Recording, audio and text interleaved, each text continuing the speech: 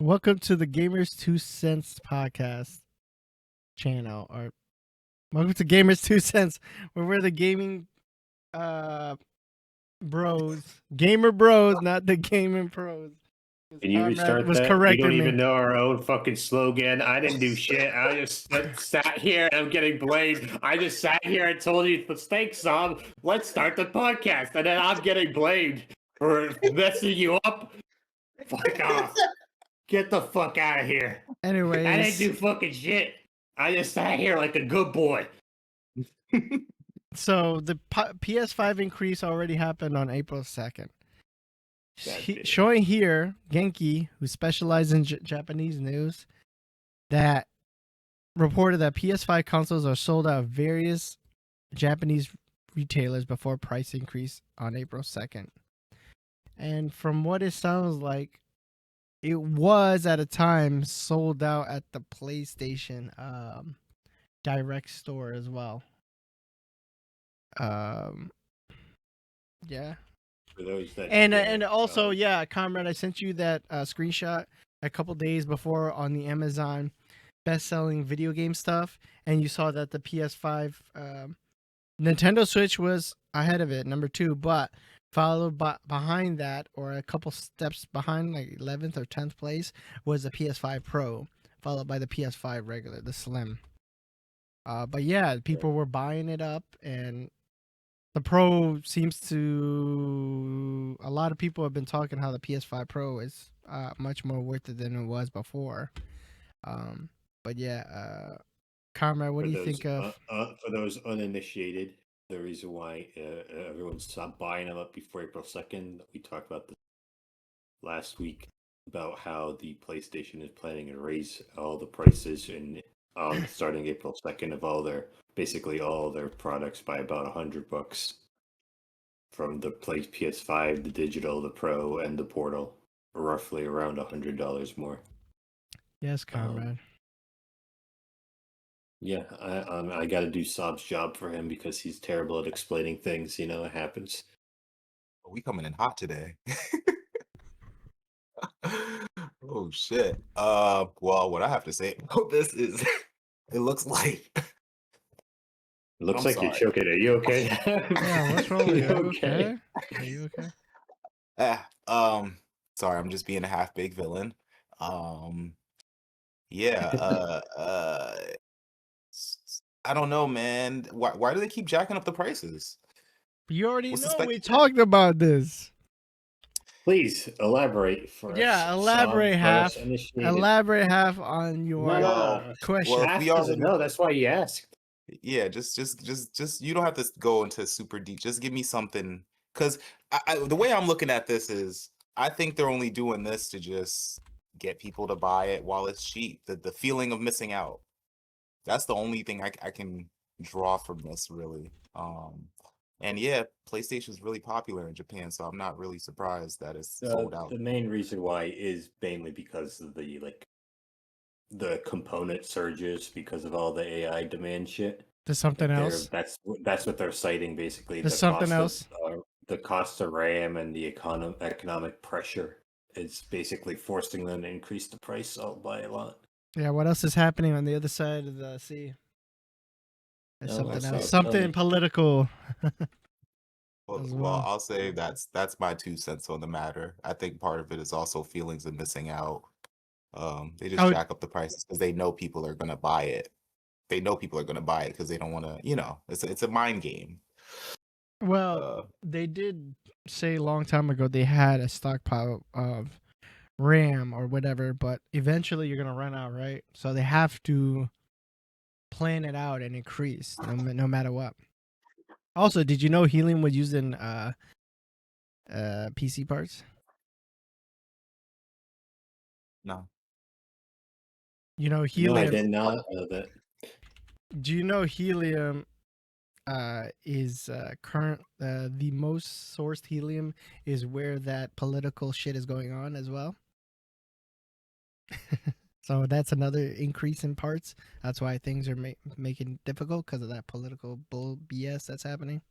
It's a lot of factors. if y'all want a system or a PC, get it sooner than later. Especially if you want a handheld devices, there are a lot of cool options out there, folks. Get it now before them prices go up. Yeah, That's the all I'm Switch gonna 2 is gonna go up too. Yeah, it's definitely gonna go up. So it's just out of control. So yeah, Especially if you want helium in your gaming consoles, apparently. it does. Search it up.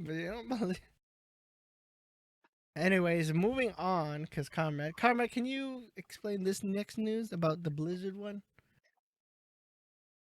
Why, yes, I can. Blizzard has reportedly been partnered with Nexon and Nexon will be taking over their live service operations for the PC version of Overwatch in Korea. Nexon will power Korean-focused experiences and community programs tailored for the region. Nexon is one of the largest gaming, basically production companies in that region. So it's not surprising that Overwatch would want to partner with them. They have already partnered with Nexon for several skin collabs for several games that are only exclusive in Korea. And also have been brought here. For example, I believe it's one of their what is it called? Nakara Blade Point. I believe the game is. That's a Nexon game that has featured skins for their characters that are Overwatch themed, which do look pretty cool.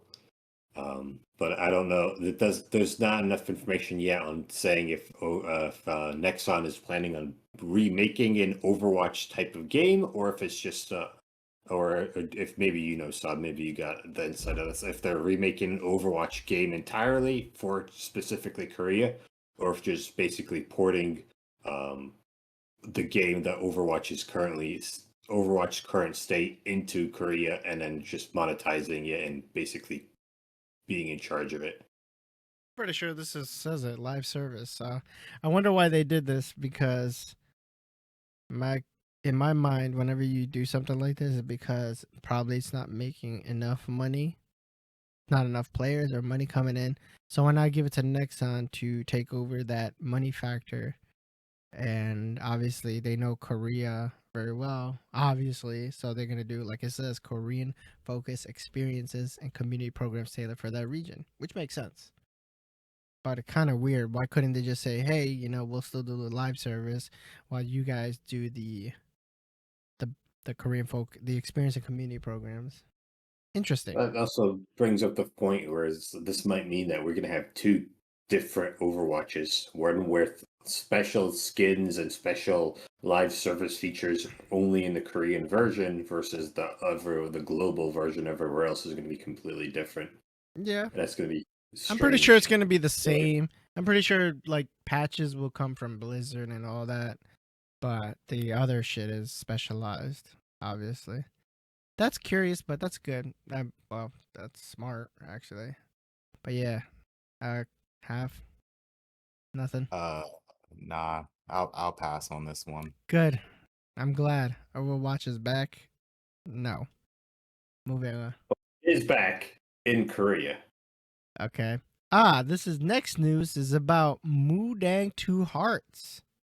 It reports EVR Studio, with all employees having resigned, and 2025 sales only 660,000 KRW. Don't know what that means. Sorry. $430. Mudang development is also impossible. EVR Studios suffered worsening finances due to prolonged development without stable revenue. R&D costs far exceed sales. That's normal because R&D is fucking hella expensive. And failed investment inflows lead to management crisis. All staff resigned, leaving only 2 CEOs, making game development effectively impossible. Company now plans to pivot to IP licensing, restructuring, cost cutting, and asset sales, and seeking new investment to survive. Do you remember what this was, guys? What is Mudang Two Hearts, Saad? Half, do you remember the game? It looked like Metal Gear Solid, people were saying. I've never seen this before. Oh, fucking jackasses. Yeah. I don't remember. Honestly, I don't remember. Hold on. Did you show this to us? You all saw it. You guys knew about it before, just the same time I did. I I did. don't know. I think I'm being gaslit right now. No, I you're think he's not. gaslighting me. I think I you're don't. definitely Where's your name, gaslighting me. Half? Here I'm it is. sorry. Yeah, you're definitely gaslighting me. I don't This. remember this at all. Oh, Flawless that's not the company. trailer. The other trailer, that's the newest trailer from 9 months ago. But you saw the other trailer. You might remember that one. Damn it! Yeah, no, I don't remember this shit at all. It's all gaslighting me hard, trying to make me believe that he showed this to me. Hold That's on. I crazy. know. You're not See seeing. That's not the trailer you saw. You saw the one that was shown off at the Xbox showcase, like about a year or more ago. That's a new trailer. Where the hell is that other trailer? The one shown off an Xbox show. Fuck this shit. Mudang Xbox showcase trailer. I'm sorry, folks, but these guys. Here we go. Boom. Click that. Basically this. saying that they're going bankrupt is what this is saying. That they can't keep up with costs of video game development. There. That was a specific trailer shown off, and people were like, "Oh my gosh, it looks like Metal Gear Solid." This is from the Xbox Game Showcase. I never Yes. watched the Xbox Game Showcase. I didn't watch that shit either. Half, you were like, "Yo, that looks cool. That looks like Metal Gear Solid," and I was like, "No, it doesn't." I was saying all that shit. Anyways, I think what happened is Sam had a dream that we were watching Xbox Game Showcase with him and commented, and now he's Yeah, I think he's having delusions of grandeur right now. anyways, this game was heralded as saying, "Man, this is gonna be the next Metal Gear Solid," and I was like, when I saw it first time, I said, "It looks too fast paced for Metal Gear Solid, right?" But I can see it being its own thing because everybody's trying to replace Metal Gear Solid, which is like one of the most legendary titles. So you're already starting off with putting kind of like sports when they say this rookie reminds them of a legendary player. You don't just say this game has potential as a new thing and matching it with a legendary status of a game or series, right? You don't ever do that. That's just stupid. I never get that. But yes, anyways. Yeah, it's sad to see this go. I would be interested to see this come out because it looked great. I didn't like some of the fast paced stuff because it's supposed to be a stealth game, not a fast paced thing. But yeah, oh well, I think, to be honest. I'm not being a jerk, but oh well. Yeah, it's too bad. Sales amounting to $430 in US. I'm guessing that's really bad. Like that's bad. So yeah, that sucks. RIP to them. Hope they get better. And it looked good. Like, of course, it looked good. But all this, like, when I'm watching the trailer and stuff, it looks expensive. Doesn't look like a low. Definitely. And I was like, yeah, that makes sense after read all that. Because when you're making games, you gotta Unfortunately, yeah. fool people. You gotta do your best to keep things cheap or as controlled as possible. But it happens. Too That's bad. definitely one of the biggest things. Yeah, a lot of companies going over budget in these, which I think we talked about last week. That Yakuza like game, that one is also having trouble going over budget. So this is probably a big thing coming out of a lot of studios. I'm not heartless. I'm just saying. I think people, because I think sometimes some of these studios, well, they do. They look at how online reaction is, the gaming community, and when people are hyped about this because it reminds them of a fucking series that worked hard more than 20 years to gain its status and staple, it kind of, puts investors and other people into this kind of like this realm of illusion that, oh man, this game's gonna do gangbuster or something like that. Obviously I'm using slang, but and that's actually what happened to what's the game called, Crimson Desert, recently, because their shares went down fell off a cliff because the investors were seeing how online everybody was hyped and shit, and then it didn't sell the game the amount they thought it was gonna sell, and then so the stocks went plummeted because they were, it was just they weren't happy with how it turned out, and I think that's what happened to this game. Well, not fully, but it's one of those things. So that's just my 2 cents. I mean, Crimson Desert still sold well. No, it did. It did. I'm just saying for this thing. And it made back all of its revenue and more. The problem is like, yes, like you said, a lot of these game companies see this hype. A lot of these investors see the hype online, and then they overestimate how much money they're going to make. Yes. They thought they were gonna make like Crimson Desert, even though they thought they're gonna make Resident Evil money, but it's Resident Evil. But yeah, speaking of this game, yeah, it's sad to go. It looks cool. Let's move on now. Half, you got anything else to say? Did you finally see the damn trailer? No, because I don't remember this shit because I have smoke-term memory loss. All right, sure, we can go with that. You can go on to the next topic. I don't even get that excuse. I just because I don't smoke, so that's sad. I just have no memory at all. Apparently, that's funny. I'm just being gaslit, but it's okay. What? Anyways, read. It happens. So he gaslights everybody. No, I don't. Hiroki Totoki was on Bloomberg, and there was a small piece talking about. They were asking what is Sony's biggest pie, obviously the revenue, and is it entertainment? It says more than 60% of Sony's revenue. Can you repeat that name for me, Sub? Hiroki Totoki. Thank you. You trying to see if I said it wrong? It's okay. Yeah. More than 60% of Sony revenue is entertainment.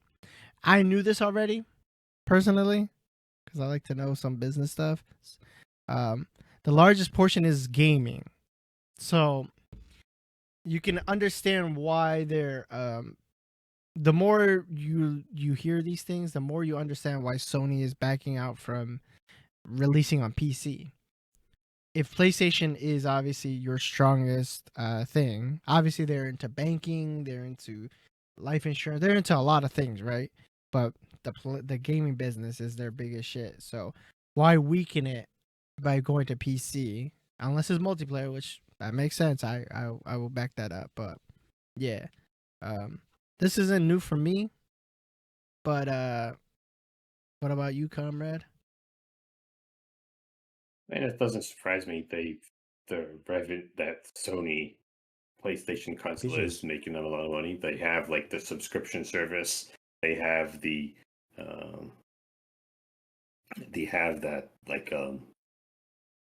selling $60 games, and now the thing, like I said, it still gives me the whole point. Like, yes, you say you're not surprised why they're backing out of the PC market, but also that still.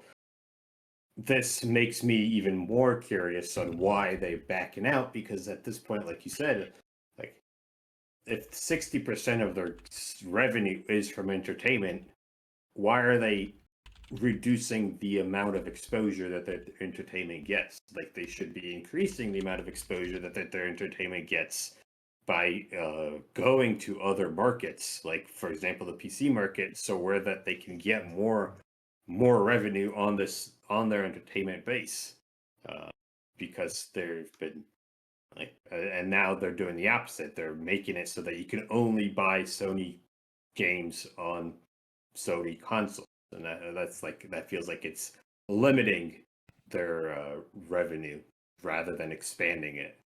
So you rather Nintendo weaken their shit by releasing on PC? It's the same thing. It's not weakening, it's increasing their exposure, getting them more revenue from other sources. If 60% of their revenue is coming from entertainment, that's not just gaming is the biggest. Yes, they got music. Remember, they got music artists, they got movies. But yes. But even like their TVs, for example, they've been selling off a lot of their other sources. They've been selling off a lot of their shit to other companies. Like they've been stripping themselves down quite a bit, like to other, like to the bare bones. Sony isn't as big of what it was anymore. I mean, yes, they still do other sources. Yes, they still do music. Yes, they still do production of several important components. But Sony isn't as big as it used to be, and that it's basically leading heavily into this type of like gaming industry because that's what's making them the most money right now. According as that's what I get out of this at least. And that's still, like I said, still very much confuses me. Like, if they're getting money and exposure by going onto the PC market, because this is 60% of their revenue, or not 60%, but a large portion of that 60% is PlayStation and PlayStation gaming, why are they limiting themselves to only console when they can expand that large portion of their revenue to other sources? Like, it doesn't make sense to me. Just flabbergasted.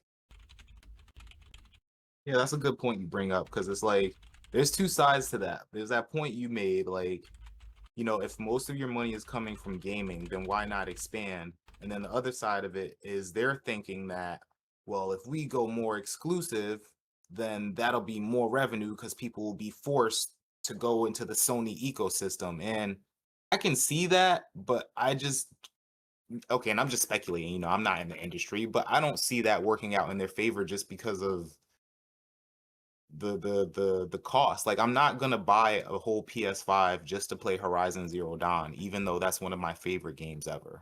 Like, I'm just not doing that. So I don't know. But going back to the main point on this, I looked at this and I kind of thought that was obvious. That gaming was probably their biggest revenue out of all the stuff they do.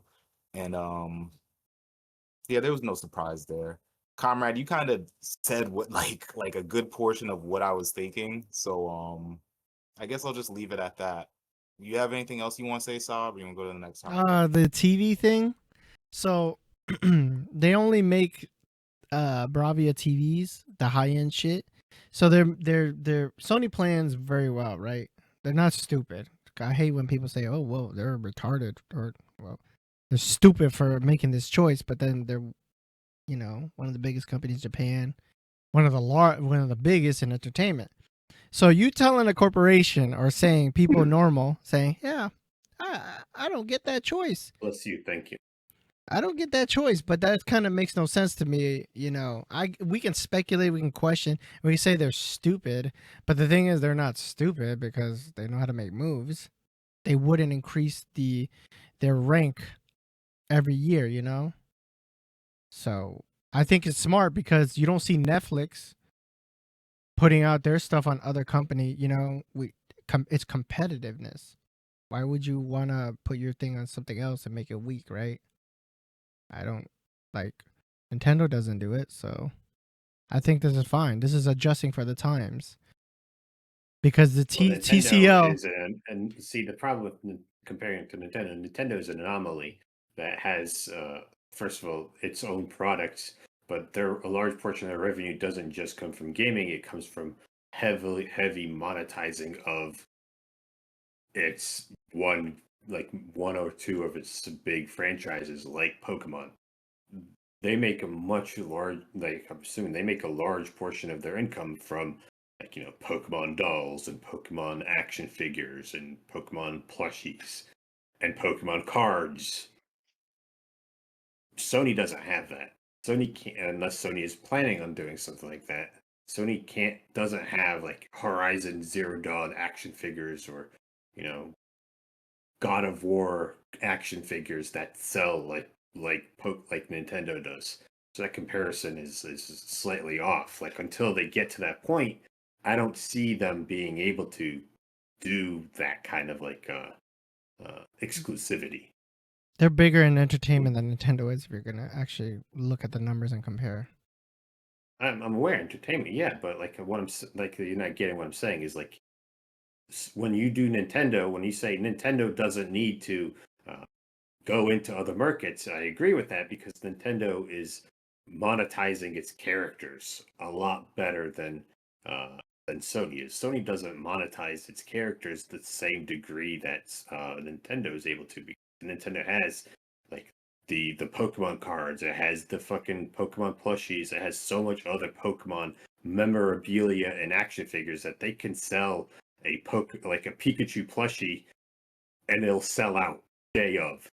Sony doesn't really have that kind of store buster characters.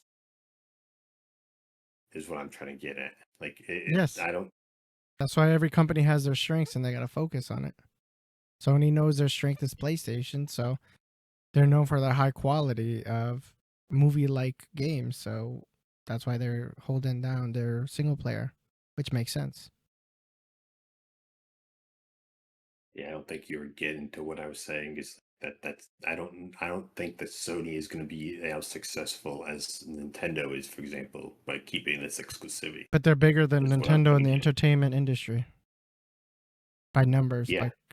Like By that's what numbers, I'm trying to understand that because their part numbers because have expanded not because of its exclusivity. Like they don't have as many recognizable characters as say Nintendo does. Is what I'm trying to get at. I get that. Yeah, they're more kid focused. So when they grow up, they're gonna get the kids to adults. Yeah. Yeah. I'm there with you, but I'm not agreeing with the whole they're bigger entertainment or whatever when Sony does blow them away. Because remember, they're in music. They're in music. They're in music and movies. Remember I never said they're bigger entertainment. I'm just saying that they don't have as many recognizable characters that would allow them to continue this exclusivity. Yes, I think you are correct. They're limiting themselves, is what I'm saying, and I don't. That's my opinion. Yes, because Sony is very much limiting. The way Sony works is over time they learn that they want more characters than relying on the same old 6 characters. So that was their kind of thing. That's why they kept pushing companies to make new IPs and stuff over time. Obviously now is a different time, but that's why whenever you look back on the PlayStation to PS2 to PS3, you'll see so many vast characters, and there's a mascot for each different PlayStation. It's not like Nintendo where it's just Mario, right? You say, oh, the PS2 era was probably Snake, or that's not there, but them Jack and Daxter, Ratchet and Clank, right? PS3 is Uncharted, Nathan Drake, Little Big Planet, right? Then PS4 is what? The Last of Us. Yeah, The Last of Us 2. You got Uncharted. That's when they started seeping into. Now you have that Astrobot. So they're different. They're different. You are correct in your statement, but that's what their kind of thing was over the years. They didn't want to stick with same characters. But nowadays, obviously, is different. God of War, as you see, is fucking presentable. But yeah, you are correct in the end about that part. Anything else? Nope. All right, fuck you. Moving on. Oh, this is something Half would like. Indie.io is introducing Indigo and Indie Pass, the world's only subscription-based platform for indie games built by gamers for gamers, launching April 13th. Are you going to log on to indiepass.com and sign up now for this? I tend to stay away from subscription-based. No, you don't. Things. No, you don't. What do you mean? Adobe. I mean, I'm subscribed to, let's see, CapCut. But that's pretty much it as far as programs and stuff go. It's CapCut. I use that for video editing, but that's literally it. Yeah, so I have to see what the price is gonna be. $6.99. It says unlimited play access to our catalog, and it says one low monthly fee. Yep, $6.99 a month, and this is PC only, by the way. It's not for consoles. $6.99? No, a month. You would need to have games on here that I really want to flip and play, and just skimming across this catalog, I am too. It doesn't look like any of these things are gonna do it for me, to be completely honest with you. I really think I have everything I'm looking for on Steam already. A lot of these games look really low quality, That's mobile-ish what games. indie is, bro. Damn. No, it's not. Do not shit on indie developers like that by saying that all their games are like that, because that's bullshit. That is not true. I play That is some. not true at all. Yeah, the indie game. There are some incredible indie developers. Yeah, no. This looks like, I'm gonna just say it. A lot of this looks like just it doesn't look that good. It doesn't look Wow, good. It that's doesn't look messed good. up. It doesn't look good enough for me to Oh, incentivize me to anime. spend $6.99 a month. You're gonna need some really good fucking games on here, and these don't look terrible, but they don't look nearly up to snuff with what I'm playing with on Steam and what's coming out this year on Steam. And I'm gonna leave it at that, to try and be respectful, as polite as possible about this. Now it's funny because indie can mean things, but these are look like indie games to me, to be honest. And I think people are gonna be like, "Well, where's Claire? Yeah, Where's and if Claire they look Obscure at this, 33?" because the name indie, they're probably not, they're using the name loosely to try to get people, but when they come to the site and they see this shit, they're gonna be like, oh, what the fuck is, like, I'm sorry, but no, hard pass to I this was shit. doing a loose, like random selection, like of these games, and the 99% of these are already on Steam Yeah, for indies. for $10 or less. So it's like if you really want one of these games, it'd be more cost efficient to just buy the one game rather than the subscription fee. To be honest, at this point. Jeez. Like right now, I just looked up like 3 of them, and they're all currently on sale for $5.99 on Steam. It's like if I really want one of these games, it'd be more cost efficient to just buy the game and outright own it rather than a subscription fee. Yeah. I don't know what they were smoking with this one, but if you're gonna do subscription based anything like this, you better have some really good fucking games, dude. Okay, that's all I'm gonna say. Don't think that the $6.99 fee is gonna be enough to lure people in, because most people, when they see subscription, they're like, fuck that. People don't like subscribing to shit. I My know other that. thing is, yeah, that's true. But also, my other thing is, how does this indie pass factor in? What's their cut on these games? If these games are selling for like $10 or less, is it even going to be worth it for an indie Yeah, you guys developer keep to get discussing this. on this? Is it Yeah. even going to be worth it for indie developers to put themselves on this platform, depending on what their cut is? Because obviously they have to have a cut, otherwise they're not going to make any money on any of this. It's not Yeah, going to be no. worth it. Yeah, So I don't know if other indie developers are even going to want to put their game on here. If hard pass on this. Isn't, you better be showing off exactly like Saab said, where they're gonna be like, where's Clear Obscure on here? You're not showing off Clear Obscure, you're showing me some 2D uh um kind of low great value Paper Mario bullshit as soon as I get on the screen, and other, some fake ass Fire Emblem shit. Like, no, you need to show good shit that's gonna grab the attention if you're gonna post something on here. Like, this is, and then all the games are on Steam, like you said. So it's just like, I don't know what, if they thought the indie thing was going to be enough to get people, because people are going to look at it and be like, oh, indie games, and I'm going to sub. No, I mean, gamers are stupid, but they're not that stupid. Well, some are that stupid. That's I'll arguable, say actually. that's arguable. Yeah. That's arguable. But anyway, without going too long on this topic, no, Saab, I will not be subscribing to this. You have anything else you want to add? I think they had like the good intentions. I think they really wanted something out of this, but I don't think it's gonna. I don't think it's gonna pop off like they expect it to. Like, I Just just because, don't. like you said, they don't have any of those. There are a lot of big hitter indie games that clearly didn't want to participate in this, or maybe didn't know about this, weren't approached, or so, or just I don't know. Like they just a lot of big hitters that could have been on this that just aren't here. And Right. they're not going to do much about this. they need a stronger catalog. If they want something that like this to work, they need a way stronger catalog. That's really all it comes down to. Because, like I said, these games aren't terrible, but it's like it's not enough to make me want to spend $6.99 a month. Hell no. And you subscription? Oh yeah, good luck with that Yes, the one. thing is, like, yeah, you're not even buying the games. It looks, from what I'm understanding this, you're not. It's not like a Steam service where you're purchasing the game. You're purchasing the subscription, and then you're streaming the games. And this, right here, the subscription fee is split with the creators of the titles you play. So the games on here are free. I'm assuming is how it's going to work out. You just pay the $6.99 a month, and then the part of that $6.99 goes to the creators. So that's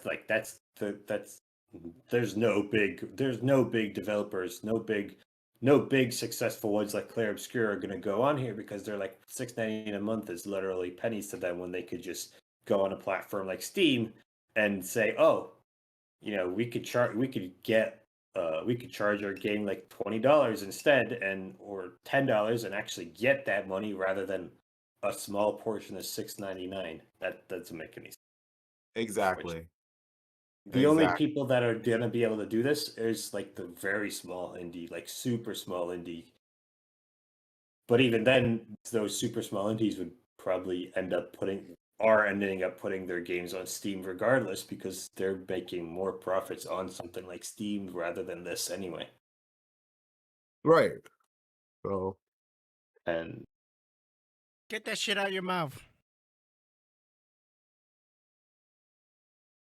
no. what shit? You're the one taking the shit right now. He knows what I'm talking about. Anyways, I know let's move on. But yeah, I think this is a Stop good idea. hallucinating. I think this is a good idea. Hopefully it's successful, because indies need more love. They need to stick out even more. It's not easy for them. Gaming is not easy to get into. Yeah. The way that they're like I said, the biggest hurdle for me is like the way that they're monetizing it. I don't think a lot of indie developers are gonna be incentivized to go on this platform. Hey, this is something new. It started, so let's see how far it can get. And like I said, if it gets popular enough, they can afford the bigger indie developers. So yeah. I don't see this last until the end of the year. All right, I'm All right, kinda with negative them on this. Nancy. I'm moving on. I'm just being real. On April 2nd, 2026 was not Xbox Fanfest. Going on tour for its 25th anniversary celebration. Xbox is 25 years old. Damn, I feel old. Says here, on Monday, we announced that Xbox Fanfest will return alongside Xbox Showcase 2026, and that's just the start. In celebration of our 25th anniversary, Xbox Fanfest will go on tour so that we can share this very special year alongside you, the players who helped shape our history every step of the way, and will continue for shape of the next 25 years. So this is cool. I think this is That's fucking... right. 25 years ago, Saab was a 20-year-old boy who bought the Xbox One. Probably, The and I original know I Xbox. was talking shit to people on Halo. Halo and Halo 2, right, Half? I think so. Saab was a young man who purchased this the first Xbox, and started shit talking. Yo, that people shit was twice his age. amazing. No, that shit was amazing though. Like, built in the hard drive, awesome. You could burn First, CDs. I think you could burn CDs in the Xbox, and then if you play Yep. like a game that has custom thing, you Yep. could just play from there, right? Yep, you could. Oh man, they don't do that nowadays. The Xbox was a cool ass system when it came out. It had the potential. Yeah, I played my PS2 more, but those Halo 2, Halo 1, Halo 2 days, especially Halo 2 Man, what? Online. Hell yeah. Those nights were amazing. Yeah. Yeah, I wasn't even in the United States yet when the Xbox first released. So where were you? I was 4 years old and still in Russia. Oh shit. Okay.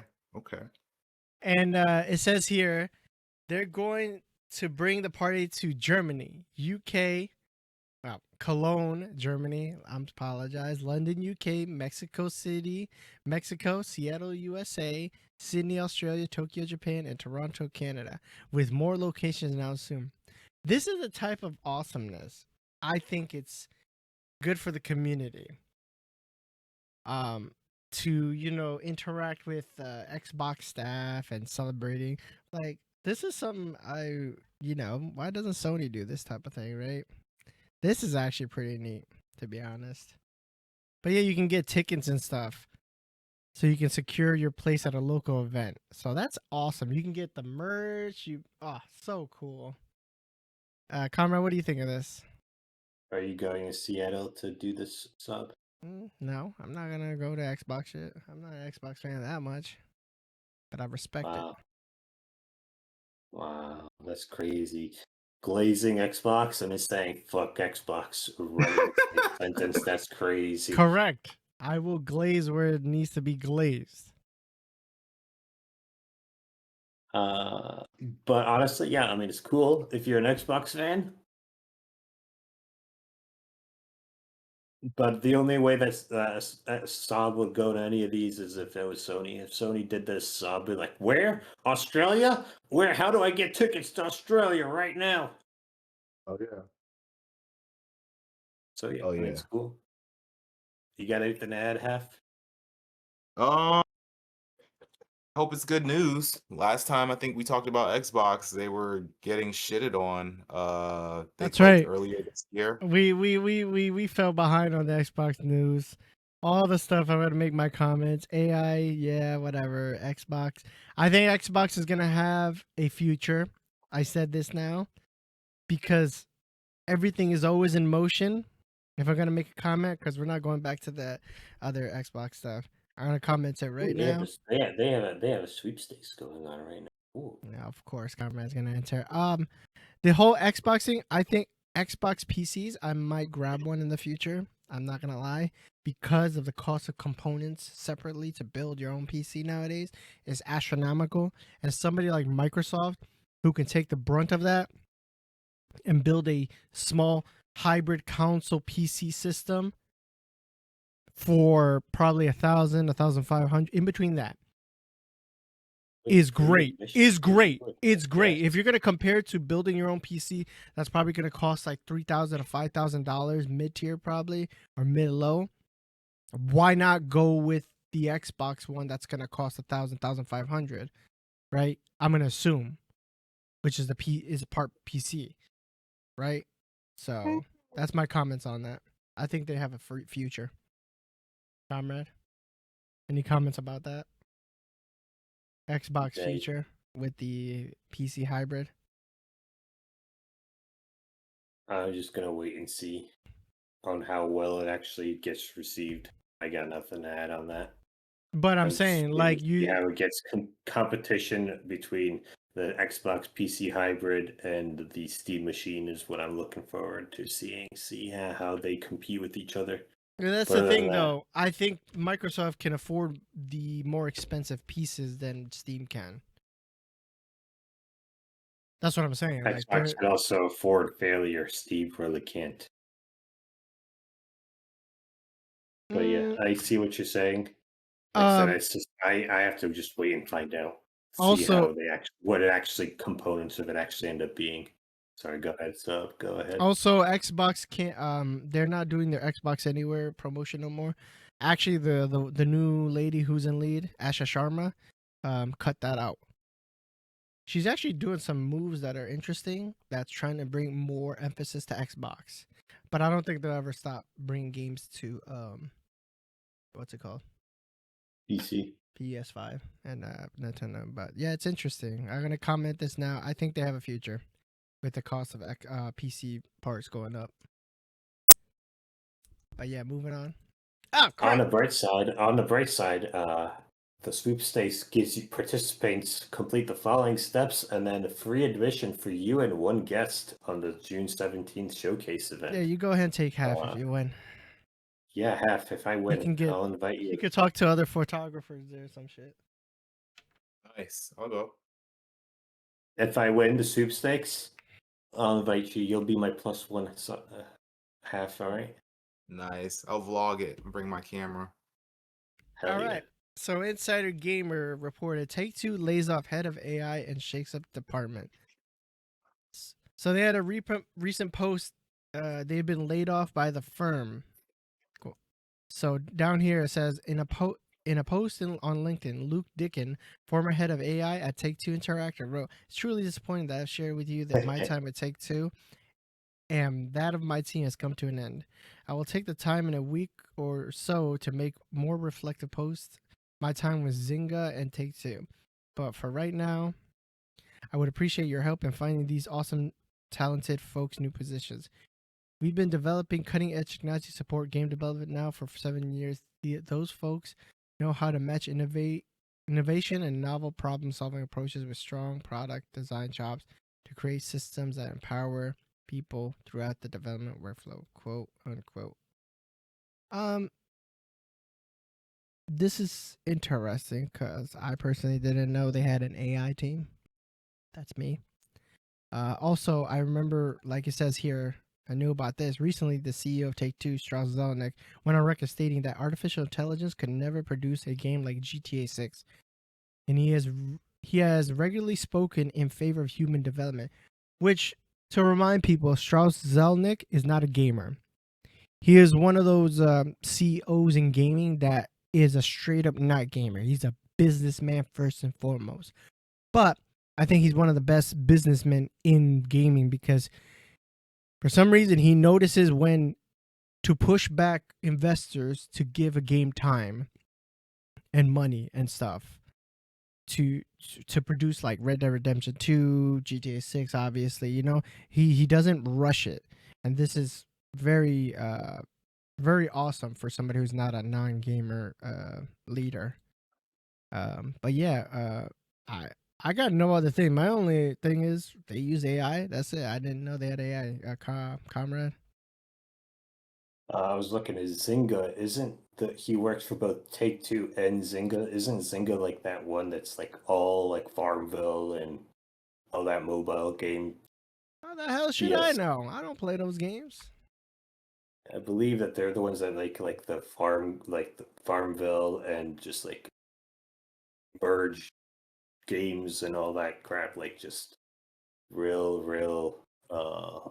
Mobile low games. budget MOBA. low budget mobile Yeah. that make shit tons of money for them. Yes, they make mobile games. Okay. That would make sense that they probably use a shit ton of AI. But yeah, no, I mean, Wow, Farmville. Yeah, nothing to you're add. right. Yeah, they made Farmville. I actually played that on Facebook. Hell yeah, man. That was back in the day when it was huge. It's still huge, apparently. Is it? But Just showed his age like a motherfucker with that. Who says I could have been a yeah. kid playing Farmville? That doesn't matter. No, Anyways, Farmville is still huge. I don't Is know what it? you mean. It's still pretty decently sized. I feel I was at work and there was a couple guys played Farmville in my job recently. What the I was like, fuck? what the fuck? That's still around. I'm like, what the fuck are you doing? Yeah, Oh okay. wow. Half just showed his age. Hey, you want me to really show my age?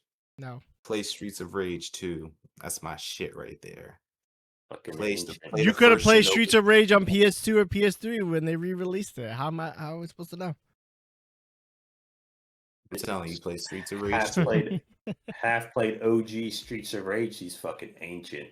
Yeah, I'm talking for this. Yeah, exactly. I'm talking about for the Sega Genesis 32-bit era, ho. But anyway, going back to the main topic. One thing that kind of stuck out to me was this part at the tail end where it says, recently the CEO of Take-Two, Strauss Zelnick, went on record stating that I just said that shit. Yeah, he's Okay, repeating it. Can Can you finish the sentence? My gosh, that's so aggressive. Go ahead. Could never produce a game like GTA 6. He has regularly spoken in favor of human development. Strauss Zelnick, I don't know you. but I'm calling bullshit on that. I think you probably used AI in GTA 6 in some way, shape, or form to help speed up development. And guess what? That's okay. It's okay. You know, I don't want these, you can admit it. It's okay. Don't worry about the AI haters. It's okay. I promise you to admit it's okay. Because if you don't admit it, the little AI crazy people, they're going to diagnose your game and find out themselves. And then you're going to wish you admit it. So I hope you're telling the truth, Mr. Zelnick. And that's all I have to say there. Speaking about AI and how in favor we are about that, do you want to go to this next topic, Saab? Saab is dead, unfortunately. Saab has passed away and can't talk about anything, unfortunately. Bro, So Literally, in I his just Saab. went to go make coffee.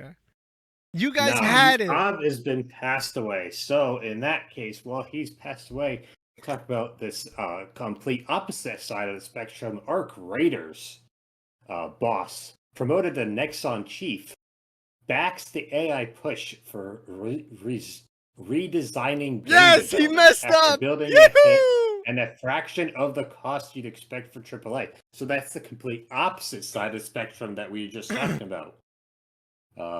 He The messed up. Nexon CEO. Yeah, the Nexon CEO says, without context, AI is a race basically to make everyone's games look the same.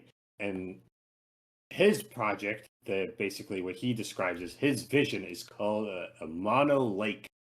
And it's an initiative by the president, of president and CEO. You did not say he was the newly appointed executive chairman. That's amazing, so thank you for pointing that out. But the main point of this is Oh yeah, basically no, I said right here. Oops. the main idea of this whole thing is Nexon has used, they admit that they've used AI tools for a long time, and they're quickly moving beyond just that and Where the hell applying do you it see to that? everything that they do. Hold on, where the That's hell you right see in- that? That's literally halfway down the article. Hold So, on, did you say- not even read the article that you told I me about? did, and Basically- just I'm in the beginning where it says right here they're committing big investments in tools, which is the AI, but the tools won't help because they misread the challenge. Correct. The Now, hell do you as I see was that? saying, basically Wait. they say Nexon huge base of information that they have on this AI is Here what we they're go. planning and using that base of information that they have, and they're at the helm this Mono Lake program, so they can avoid that generic outcome that all AI stuff and everything in AI algorithm is going to be making everything the same. Basically, that's what they're saying. Is AI is gonna be making everything the same, but they're hoping that their huge base of information is gonna help them stand out. That being said, they're also saying that AI will not replace or cannibalize creativity because their methodology does not replace creative people, but it frees them to create without context. With context. That's what I said. Sorry, with context. So this does, of course, mean that they're continuing to use AI as a tool to assist developers to ease the burden of development. Development is not easy, and I kind of support this, but like the AI is a very good, like I've been adamant about, AI is a good tool to use to help people, but it as long as it doesn't destroy the creative process of these developers. No, AI helps to create the Terminator. As long as the creative process of the Terminator is left intact, I support the creation of the Terminator. We're dead. For one, would love to become John Connor. Go ahead, Sam. Go ahead, Mr. No, Comrade Connor. Comrade Connor here. Okay, anyways, like Nexon, okay. So they I think it works for Nexon. I think it works for everybody. This is basically saying he's just basically wow, he got his new role, so he's explaining things. Basically, this is what this whole article is that this is reporting, and he's reporting what he said. Basically, I don't know, to the media or to them in his new role or some shit like that. And he's got ideas, which it's funny because recently Arc Raiders had AI voice actors, but now that they're making money, they're replacing the AI voice actors with real actors. So this whole kind of the way he's talking, I don't know, I guess. It's basically what I'm all this to put in summary is it's just a great way to help create a foundation. Use AI to create a foundation like it did for them, pretty much. And I think with something like Nexon's Korean, right? Yeah. They make a lot of multiplayer games. So to make those quickly and efficiently and get back a lot of money, because in Korea, they got a lot of PC cafes and stuff. So they will get a lot of money back with the addiction. So it's a bad and good thing. I'm just reading the psychological part of it. Yeah. Nexon's only other game I know of is what? MapleStory. You think MapleStory needs AI? MapleStory, Fate, First Descendant. First Descendant, bro. Did you see how that shit fell off a cliff? Yeah, it did. So MapleStory is the only one that I know is popping still. They have Vindictus. I don't even know what that is. Half doesn't even know what that is. That's like a multiplayer medieval game that they're trying to make a remake for recently. Oh, hold on. You do? You're fucking ago. lying. You are lying right now. If that's what I think it is, that game's a really that game. I'm talking like I played that game maybe like early 2000s type. What game? What game you said? What game Vindictus. Vindictus. It was kind of like it gave Monster Hunter kind of vibes a little bit, kind of. In some of the bosses. Oh, I think I know what you're talking about. Hold on. But that's like it. That game is still popping off. They're still putting up great updates onto that shit. Yeah, I don't know this shit, actually. I actually don't know this shit. Like, it's still one of their heavy hitters, mainly because they sell. Is it? Hold on. Is it heavy? Well, no, because not huge. MapleStory is still their biggest thing, I believe. All right, that's what I'm talking about. They're still selling updates, and they make the scantily clad ladies skins and the Vindictus that sell like hotcakes every single time, because you can't just buy the skins, you have to buy the gachas for the skins. Now, I won't lie. I probably agree that those games do very well in Korea, but the only ones I know outside of Korea is fucking MapleStory. Out of reading their games, the biggest one is MapleStory for me. And obviously Embark Studios, Arc Raiders. That's why they're trying to do like other stuff, they're trying to branch out recently. They've been getting a lot of news about Nexon recently because they've been trying to branch out of their just little niche in Korea. And it's kind of been working for them.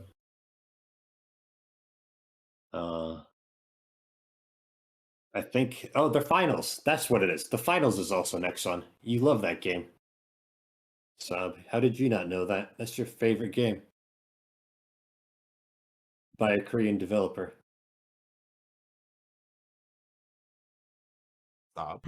That's not a Korean developer. That's by Embark Studios, which is a Swedish studio. It's not under. Nexon published it. It's not. Come on now, really? You think their Korean team can make something like the finals? Because then you kind of are. I don't know. That's crazy. Sub hates the developer of his own game. No. The fuck you talking about? No. Anyways, this is about where they're just okay. In summary, they're gonna use more AI since Arc Raiders is the one that's successful using AI assets or AI stuff like the enemies and the voice work and whatever else they used in it. So I can understand why the company upgraded the CEO to a new seat. So good luck to them. Good luck to them catching all the youths in their addictive games, having to spend all their money in their internet cafes. Yeah, I know about that. Moving on. Let's go beyond that. Anything else, comrade? You want to say half? Nope. Nay. Nay. All right. I vote no. I vote nay on this proposal to not move on.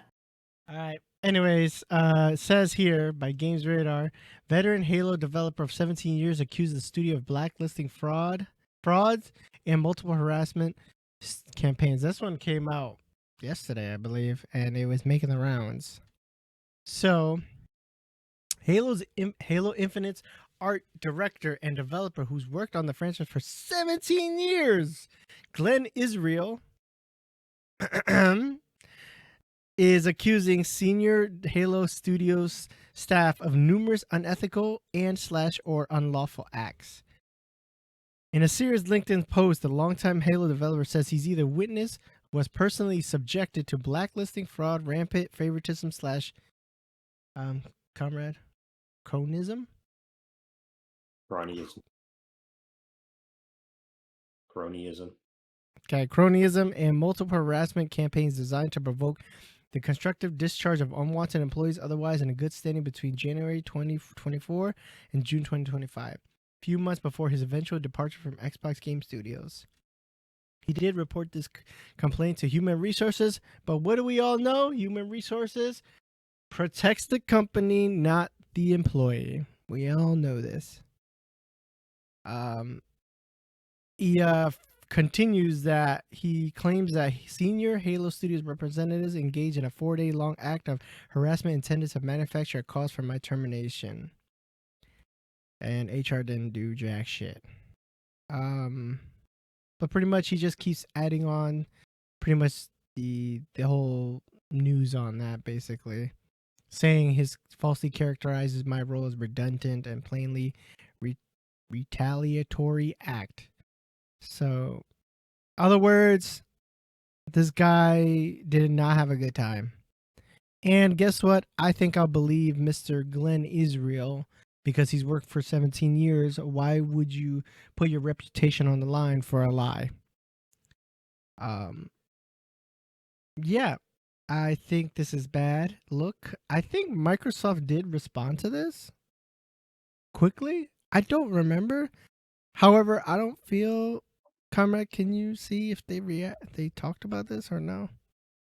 I don't see anything about it. Yeah, hold on. Halo Infinite, both Halo Studio Microsoft, and then the following post. Seriously, he calls this a retaliatory act. What is the retaliatory? Oh, right here. My bad. Yes, you're correct, Comrade. Israel adds a catastrophe.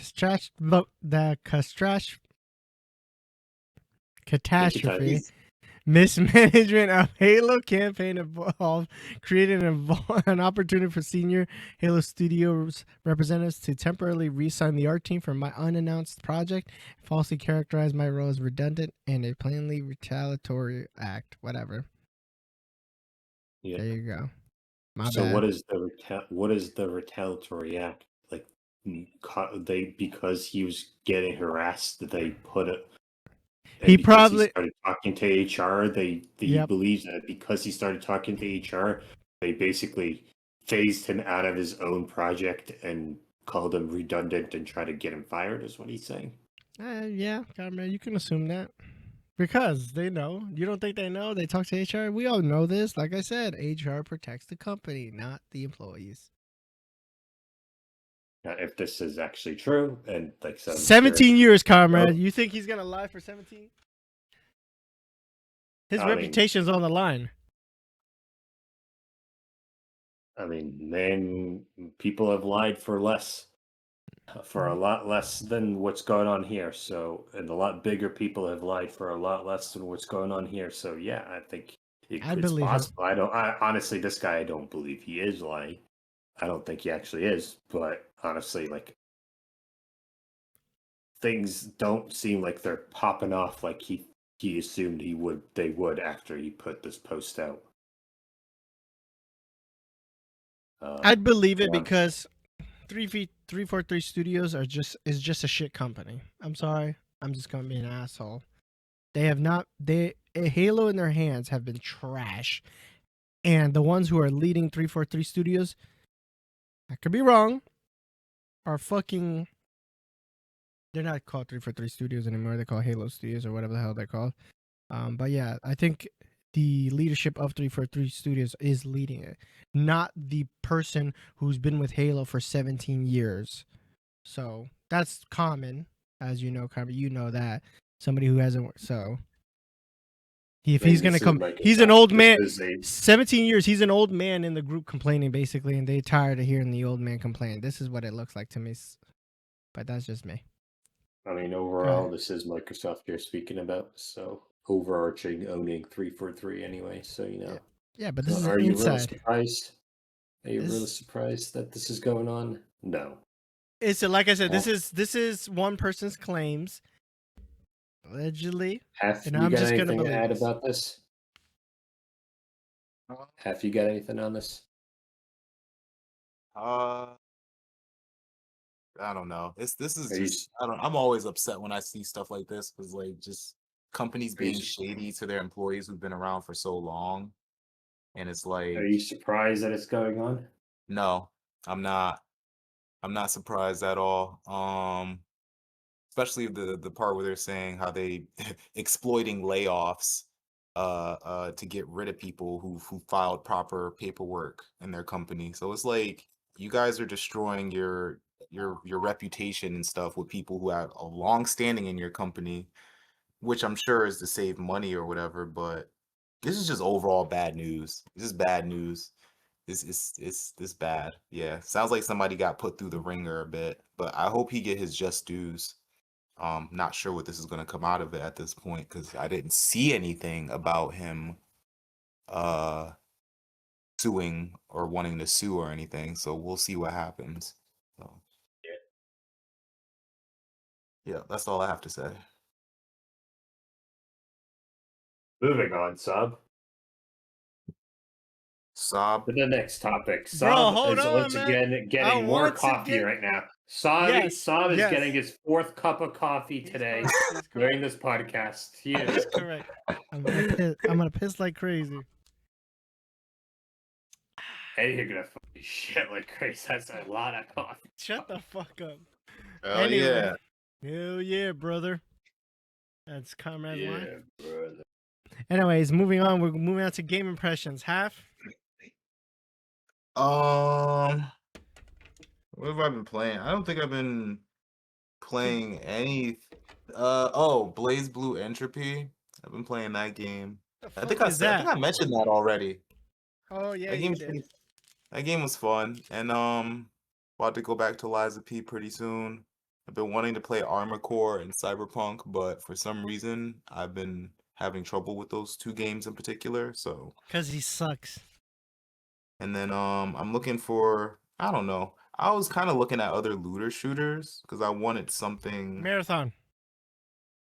Well, I was looking at that in the Division 2, people were saying. Just Marathon. Jesus. What? Marathon! Just out of spite, you should get the Division 2 now. See what I know, right? Especially if it's cheap. I'll look at both and see. But yeah, that's all I have to say. Comrade, what's up with you and your gaming lately? My gaming lately has been still like a lot of Apex, mostly. I did play. He will upload gameplay soon, people. Eventually, yeah. I have on the channel. I did play and upload the demo of a demo for a game I'm interested in playing. That's in early access right now. I'm pulling it up. It's Wild Blue Skies. It's a fun, like a on the rails kind of Star Fox on the rails shooter. Oh yeah, you were talking about this. That game looks cool. It's fun. Like I said, there's a few little weird quirks that I encountered that I talked about in the demo. That okay, the game tell is us now. Obviously, very much. Well, like I said, there towards the end, like I said, there's a few portions where when I was fighting the boss was just like sort of like froze and didn't do anything after I killed off like its legs that did the shooting. So I was just sitting there shooting the boss in its head because I wasn't doing anything. Because I don't know if that was a bug or if that was part of the game that it's just not programmed to do anything. So that was weird. So but again, it's an early access game. The game is coming out later this year, towards the end of the year, I believe. So I liked it. I had fun with it. Like I said, definitely gives you that nostalgic old time game. For How if you haven't long played will any you? of those. How long do you? How long? What is an appropriate full campaign time for this till it gets tiresome? You think by the demo? Buy the demo. I mean, I'd say it's probably going to be a decent like single player campaign. You think 12 hours, 8 hours? How long you think it should last? I'm before shit I'm gets tired? going for like an 8 hours probably max. Is probably what it's going to be end That's up pushing being. it. I think for an on the rails kind of shooter, yeah, definitely probably push. But but I mean, I think that'll be like a decent sized story, enough time for a good story and a few good epic segments. But I don't need anything more than that, and I think any of these on the rails like old school style games wouldn't hold up. But like I said, I had fun. Like I said, it's a good time. Like if you like any of them, I failed horribly to get a good score and collect all the shit. So that's another thing. Is like replayability is definitely going to be a big portion of it because there's collectibles and stuff in a lot of these in this one. So if you wanted to go back, you could create like you had to collect like the all the tokens and all the if you kill all the enemies, you get extra points. So obviously, there's going to be that replayability factor for people who actually like the game who want to get that high score. But overall, yeah, it's going to be a fun game. That's all I got, Sav. I'll move on to you. All right. Hey, for the intro in your video, comrade, with the bear, how did you do that? No, say. Say it. Well, let me tell you all about it. I think I know the answer, but I just want to hear you say it. Oh God, Let me tell you all about how I approve of AI as a tool to supplement creativity. The bear itself is actually one that one of my friends and I got inspiration from online, and we did draw it. I did have a friend of mine draw that. However, the animation, the intro animation, that is AI. I will admit. Gotcha. I like the bear though. It's a very cool bear. I like the bear. The bear is. All right, Saab, you can go. Just Go had ahead, to get that out. Yes, go ahead. AI is a great tool, and I love AI as a tool to help the creative process. So go ahead. So I was playing Resident Evil Remake Claire's campaign, which I never did. So that was my first time. Quite fun. Eventually beat both campaigns. There is a side B or something like that, and I will go back and playing it sometime in the future. Not now, because I think I'm Resident Evil'd out. To be honest, I went through all these Resident Evil and I enjoyed it. To be honest, I really did. But time to take a break for a moment. Claire is much different. Her path. Still tense. The game is still tense. I love how tense it is. Dark, quiet. Oh, so good. The management. I still give this game a praise that people should play this game. Very good game. Which Resident Evil is this one again? Resident Evil 2 Remake. You saw me beat Leon a long time ago, and then I replayed it. Yeah. But then I did right. Claire. I never did Claire. I just moved on. So, but I did it. Right. Great game. Love it. This is just such a terrific game. Not as good as 4, but I love it. What else? Showing on the screen here. I also did Resident Evil 7. I replayed that.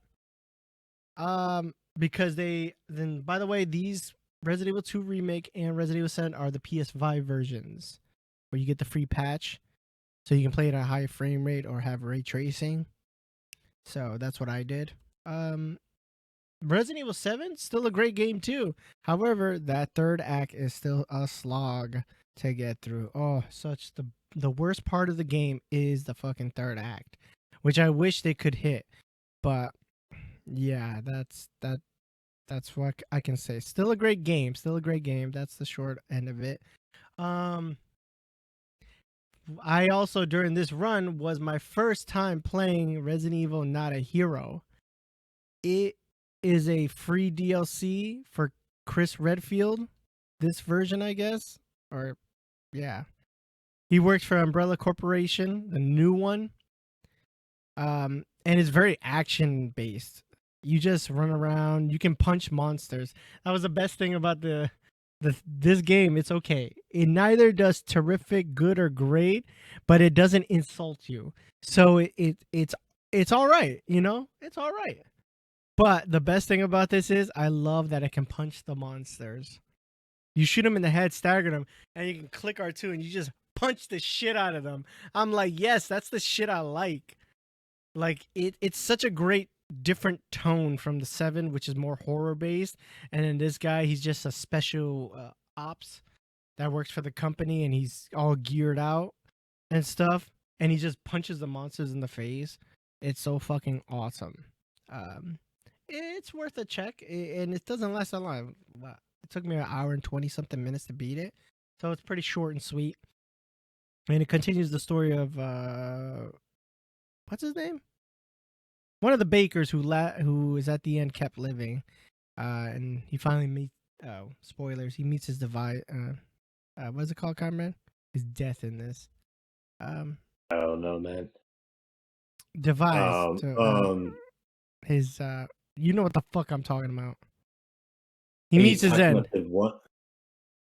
Is this Zoe? The end of Zoe? No, DLC? I'm not getting any. I'm not paying for that damn DLC because I heard it's not that good. The only pretty much decent one I heard was this one and something. I'm not paying for it. This one's free, so that's the reason I played it. Yeah, I don't know about that one. I only know about the end of Zoe one, where that's the one where you get to play as one of the cousins of the bakers, and you just punch things. No, I heard it was the whole thing is that he just punches the shit out of alligators and fucking those monsters that you have massive fucking trouble dealing with the entire game. He just punches the shit out of them.